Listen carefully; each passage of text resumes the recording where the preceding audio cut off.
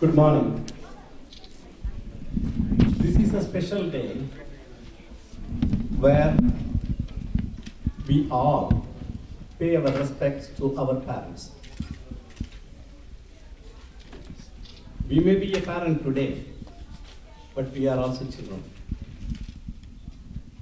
We owe a lot to our parents for where we are today, and we are trying to pass the same devotion, the sentiment of devotion to our children also, the way they look at us, their parents, and the way we look at our scriptures say, Matru devo bhava, Pitru devo bhava, Acharya devo bhava, Atiti devo bhava. These are the words of the Upanishads. For anyone, we may have our favorite deity. It could be Ganesha, it could be Shiva, it could be Venkateshwara, it could be anything. But none of us have seen them.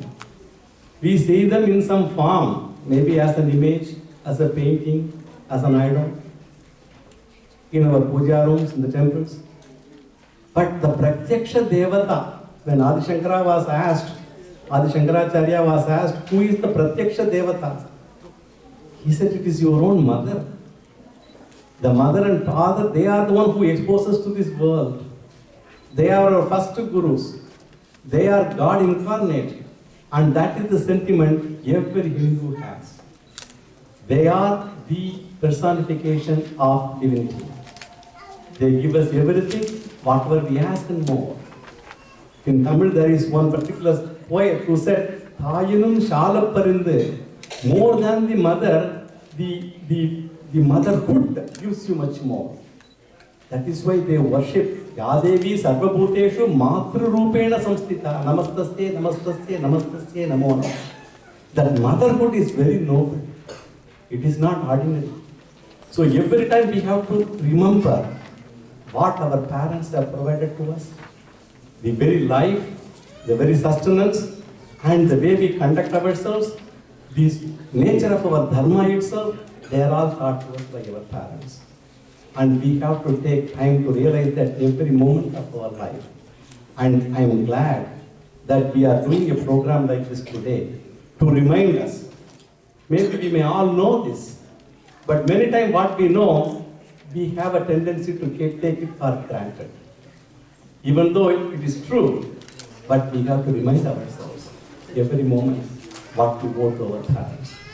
So, those who are parents today, please remember your parents. If your parents happen to be around, that's fine. All those children, when you are with your parents, please think of this as the sentiment that has to be echoed every time.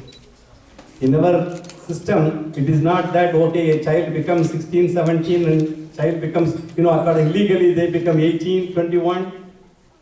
They are child throughout their life. They may be independent legally. By law, they may have independent positions everywhere. But the motherhood, the fatherhood, that binding with the children, that can never be removed by any other thing. That we have to remember all the time.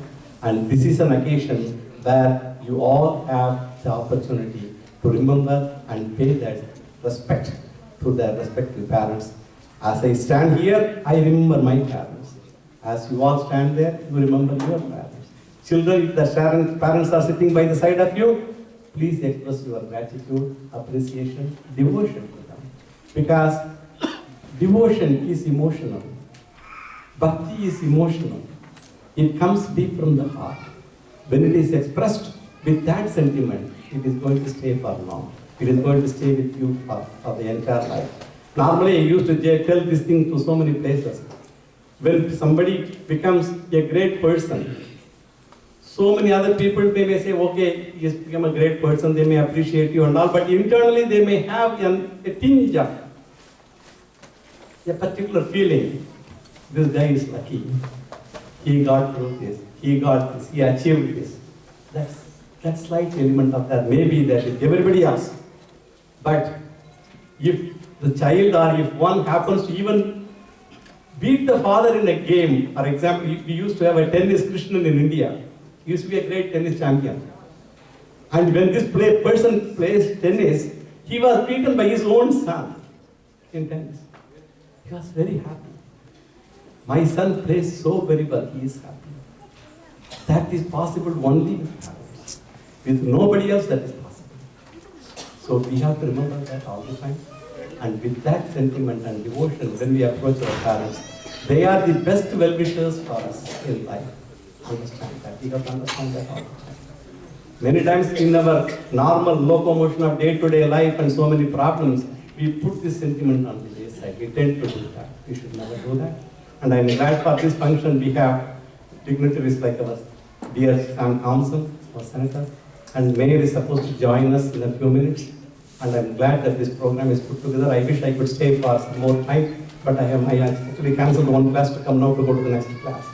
So thank you very much for coming. And as I told you, please revere this day. Make this day as a reverential day every day in life. Every day in the morning when you wake up, think of your parents. That is very important. As the day closes, again, this day is done. All the good things have happened. Some things may not be good, something may be good. Please stay with me and carry me forward in the right direction. Pray to those divinities impersonal, which are personified, the parents. Thank you very much for coming, and I wish this program a very, very great. We have a hall which can hold 800 plus people. It is just not even half full. But there are so many parents and so many children all out there. They all should have come and filled the hall. If this program is done next time, please carry this message to them so that we run out of space in this hall. Because for this day, we cannot definitely stay home, or we cannot just ignore this day. We have to be part of it, because this sentiment has to be with us all the time. Thank you very much.